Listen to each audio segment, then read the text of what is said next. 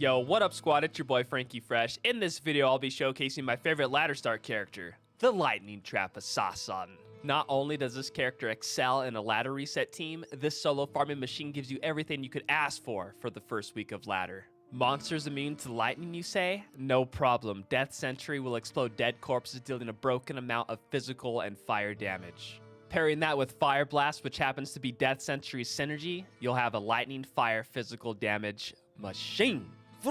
This is a great way to kill light immunes without worrying about that late game item known as Infinity. Package that all together while using Mind Blast to confuse the fuck out of your foes.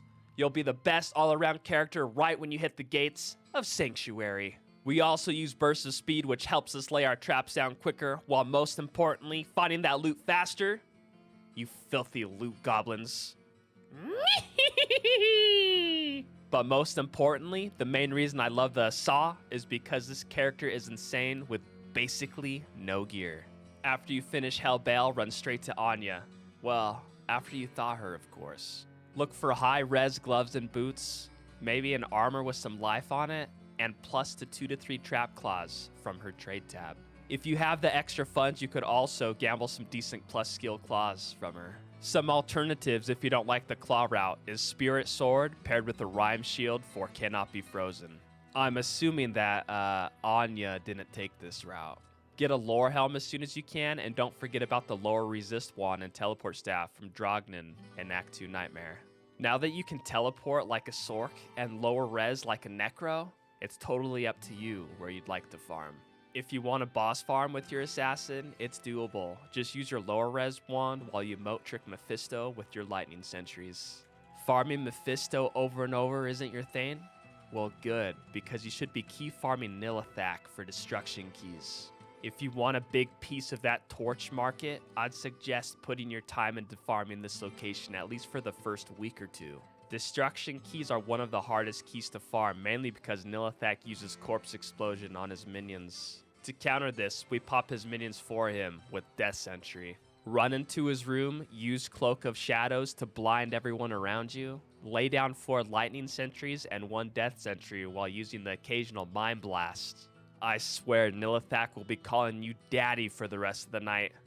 Or mommy if you prefer that. I've seen these destruction keys trade for multiples of the others as a 1 to 3 or 4 ratio. It's a great way to get your own set of keys. You can either pay someone for their Uber service, or you can even trade 4 sets of keys to an Uber farmer in return for an unidentified torch. This is exactly what I'll be doing on stream the first week of ladder, as long as my wife allows it. For stats, all I want is enough strength and dex to wear my gear. So we need 50 strength and 50 dex. Oh, 60 strength, oops.